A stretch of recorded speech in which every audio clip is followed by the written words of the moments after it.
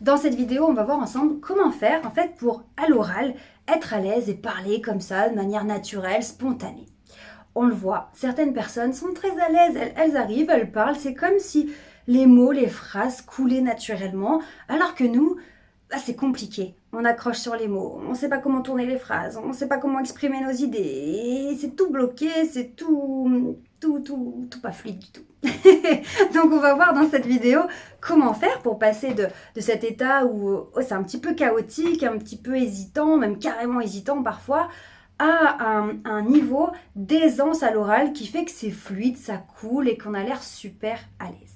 Je vais pas vous mentir, il y a quelques années, j'étais pas du tout à l'aise pour parler. Là maintenant, je parle sur YouTube, je fais des conférences devant des centaines de personnes, je suis super à l'aise, mais c'était pas du tout mon cas au départ. Au départ, mais c'était une torture en fait de m'exprimer à l'oral. Pourquoi? Parce que, et c'est tout l'enjeu de cette vidéo, c'est de comprendre que quand le discours n'est pas fluide, c'est qu'on n'est pas libéré. Libéré dans le sens où quand on est à l'aise à l'oral, qu'on est capable de parler pendant des heures en conférence, qu'on est capable de parler en direct sur les réseaux sociaux, etc., c'est qu'on a réussi en fait à lâcher des barrières, on a réussi à se libérer en fait et être totalement naturel. Je suis sûre que si vous avez du mal avec la prise de parole en public, avec le fait d'être à l'aise à l'oral, je suis sûre que quand vous êtes dans un cercle très restreint dans votre famille ou avec vos meilleurs potes, c'est pas du tout comme ça que ça se passe. Je suis sûre qu'il y a certaines personnes avec lesquelles vous arrivez à parler sans réfléchir en fait, sans que ça soit chaotique, hésitant, bizarre. Pourquoi? Parce que quand on est avec une personne de confiance, on n'a pas peur d'être jugé, on n'a pas peur de rater, on n'a pas peur de mal faire, on n'a pas peur d'être ridicule. Et donc toutes ces barrières que je vous disais qu'il faut lâcher, eh ben on les lâche avec une personne de confiance. Ça soit avec un parent, frère, sœur, meilleur ami, ami d'enfance. On parle dans une conversation et c'est fluide. Pourtant, dès qu'on doit se présenter devant un groupe, qu'on doit faire une présentation, un rendez-vous client, un entretien d'embauche, rencontrer de nouvelles personnes, même dans le cercle amical, et ben là, on ne sait pas pourquoi. La conversation, les mots qui sortent de notre bouche, ils sont tout bizarres. On a l'impression qu'on ne sait plus bien parler, que la construction des phrases est chaotique et compliquée, on hésite. Ah, mais que se passe-t-il? Eh bien, c'est tout simple. C'est que dans ce genre de situation, en fait, on a nos peurs, souvent des peurs inconscientes, qui viennent nous mettre des bâtons dans les roues et faire qu'on se crée comme ça, ça devient le parcours du combattant. Et s'exprimer donc à l'oral face aux autres, eh bien, on se sent tout bizarre et on n'est pas du tout au niveau auquel on pourrait être si on se libérait de tout ça. À force de prendre la parole en public, en fait, je vous cache pas, au début, mes premières interventions, mes premières conférences, je parlais très très vite, je respirais pas, ouah, c'était pas fluide. Et à force de m'entraîner, à force de faire cet exercice, eh bien, j'ai dédramatisé la situation, j'ai arrêté de me mettre des bâtons dans les roues toute seule, j'ai arrêté d'avoir peur de mal faire, peur de rater, peur de juger, j'ai pris confiance en moi et donc je me suis libérée comme ça. Mais tout ça, en fait, c'est un processus qui se fait au fur et à mesure parce qu'on prend confiance en soi.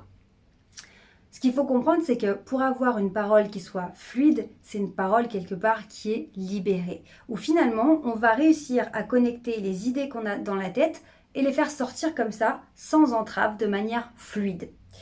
À partir du moment où je veux que ce soit parfait, que je veux faire de belles phrases, avec des mots compliqués, avec des tournures de phrases plutôt travaillées, et que en même temps, je me dis, il faut que l'autre pense que je suis intelligent, compétent, faut pas que je me rate, il faut pas que je me répète, il faut pas que je bute sur un mot, il faut que ce que je raconte, ça soit compréhensible, il faut. C'est là où ça casse la fluidité, c'est là où ça casse le côté naturel et spontané. D'ailleurs, regardez les personnes qui sont fortes à l'oral. Elles n'ont pas des phrases compliquées, elles n'ont pas forcément des tournures de phrases compliquées, elles n'utilisent pas forcément des mots très soutenus. Et souvent, elles vont faire une pause quand elles réfléchissent, elles vont peut-être se répéter, elles vont peut-être dire les choses plusieurs fois mais de manière différente. C'est naturel en fait. Et le premier piège, ce qui nous empêche d'avoir une parole fluide, libérée, naturelle, c'est de vouloir tellement faire bien propre, parfait, que ça bloque tout et c'est l'inverse, c'est catastrophique. Donc, la première des choses, pour avoir une parole qui soit fluide, c'est de comprendre que toutes vos peurs, en fait, peur d'être ridicule, peur d'être mal jugé, ça vient vous empêcher d'avoir une parole fluide. Et la deuxième des choses, c'est d'arrêter de vouloir faire quelque chose de très travaillé, de très soutenu, de parfait. Parce que quand on parle à l'oral, c'est pas comme un texte écrit finalement. Et c'est bien ça aussi l'intérêt de se parler, de faire de l'oral, c'est qu'on est sur une énergie, beaucoup plus une énergie qu'un texte. Oui, quand vous allez lire un texte, la personne n'est pas là pour vous transmettre ses idées. Donc c'est le texte qui prend le relais. Les jolies tournures de phrases, etc., le travail de syntaxe, etc. Oui, là, on va enjoliver, on va travailler le texte parce qu'il est tout seul. Donc on a besoin que le texte, en fait, fasse passer un style, une atmosphère, parce qu'on n'a personne pour le faire vivre. Donc c'est le texte qui doit vivre par lui-même. Donc là, c'est très travaillé. Mais quand c'est vous qui parlez, l'intérêt, ce qui est intéressant, c'est vous, c'est votre énergie, c'est votre façon de parler, vos expressions, votre façon d'être. C'est ça qui est plus important. Donc, on va lâcher prise sur le besoin de perfection et sur la peur de rater, la peur d'être jugé. Et c'est ça, en fait, ce lâcher prise qui porte bien son nom, on lâche prise, donc on ouvre les barrières, on enlève toutes ces entraves, on lâche prise pour être soi-même et être dans l'instant présent, être dans l'énergie du moment. Et c'est comme ça que votre parole va se libérer et vous allez commencer à être de plus en plus fluide, spontané et à connecter avec les autres. Parce que je vous parle de ce qui est important, c'est l'énergie quand vous êtes en train de parler, bien plus que les mots, la construction des phrases, etc. Donc ça, on laisse tomber, c'est votre énergie, mais c'est aussi la connexion avec les autres. Ça veut dire quoi se connecter aux autres? Ça veut dire qu'on est plusieurs êtres humains qui communiquent ensemble. Et pour communiquer, en fait, pour accéder à un niveau de communication qui soit beaucoup plus intéressant, plus profond, c'est quand on arrive à se connecter, en fait. On se regarde dans les yeux et que cette énergie, elle se transmette.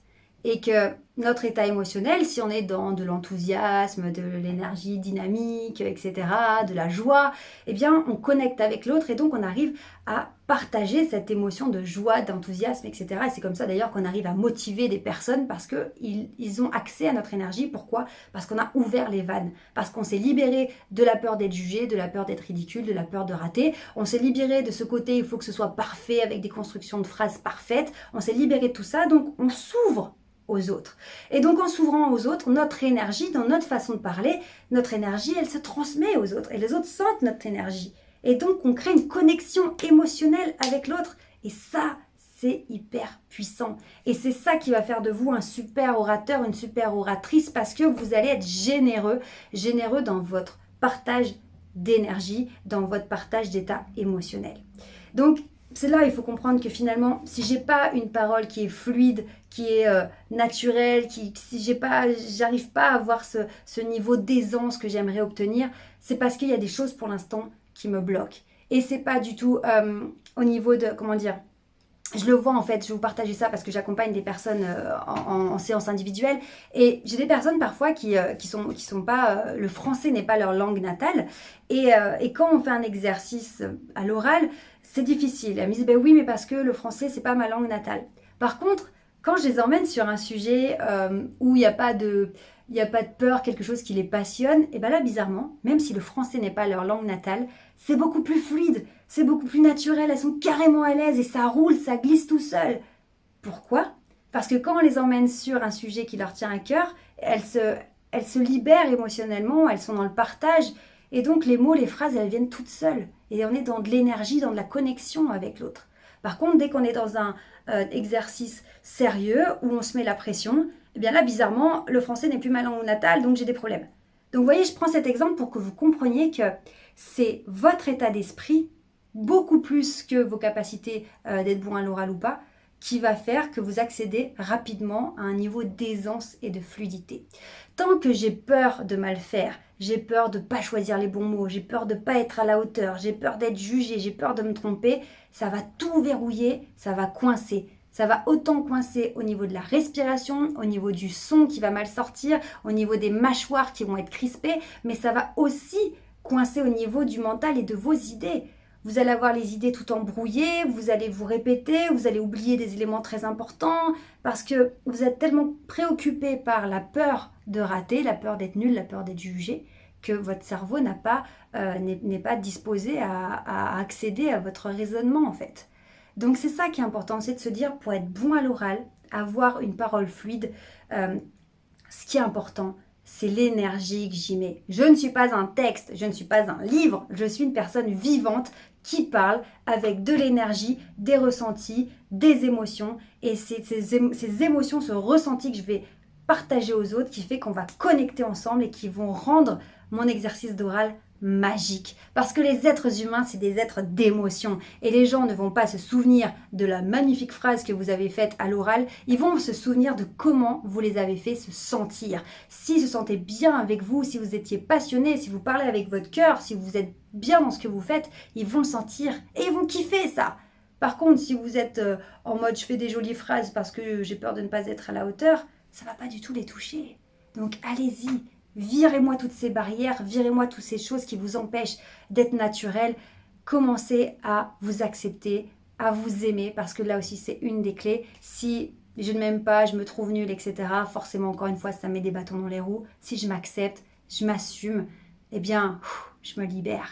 Donc vous voyez finalement, de ce sujet de comment avoir une parole fluide, ça nous embarque sur plein de sujets extrêmement profonds qui sont les peurs, de quoi j'ai peur, pourquoi je m'entrave, pourquoi je me verrouille, pourquoi je m'empêche d'être moi-même. Est-ce que c'est parce que je m'aime pas? Est-ce parce que j'ai l'impression de ne pas être à la hauteur? Est-ce que je me compare aux autres? Etc., etc., etc. Mais c'est tellement intéressant, vraiment. Et je vous encourage vraiment à faire ce travail sur vous-même parce que l'idée, là, c'est de se libérer pour avoir une parole fluide. Mais finalement, c'est de se libérer dans la vie, en fait. Et de se sentir libre comme ça au quotidien, se sentir bien. C'est juste magique. Je vous retrouve très bientôt pour d'autres conseils. Prenez bien soin de vous. Si vous avez besoin d'aide, n'hésitez pas à me contacter. Regardez bien en dessous de cette vidéo. Vous avez des liens, vous avez accès à ma masterclass gratuite sur comment se faire respecter en 7 étapes dans vos relations. Vous avez aussi tous les aspects d'une personnalité charismatique, comment travailler sur votre charisme. Vous avez vraiment énormément de choses que vous pouvez vous inscrire gratuitement. Donc allez-y, regardez sous cette vidéo, cliquez sur les liens, allez-y, profitez-en.